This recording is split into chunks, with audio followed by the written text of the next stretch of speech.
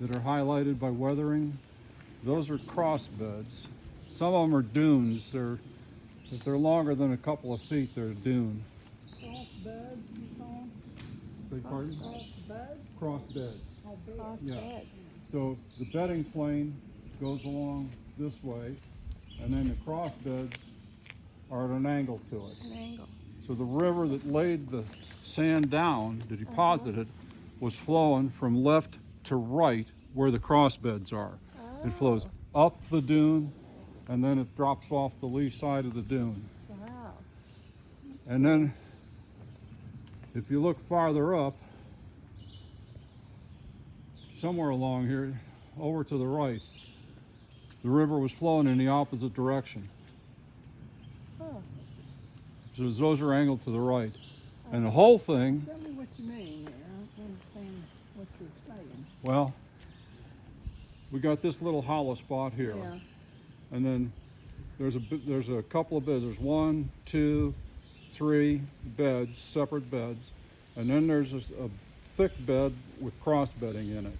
Mm-hmm. Okay? Mm-hmm. So the cross bedding shows you the direction of flow of the river. So it flowed up that site and it falls off the lee side of that dune. And let's see. It might just be an optical illusion, but the whole thing looks to me like it's tilted back into the hillside, angling back into the hillside. Mm.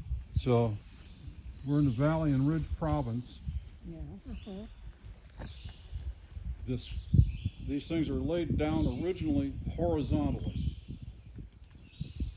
but about 260 million years ago, Eurasia and Africa and Laurentia, which was what we call North America now, collided. And when they did, the lateral force of those continents colliding caused this rock to warp. And it warped up into anticlines that go up and warped down into synclines that go down. So the geologist would measure the angle of slope of those beds to determine what the force vector was that caused that. And 9 chances out of 10, it's going to be somewhere, in our reckoning, east or southeast slightly to northwest.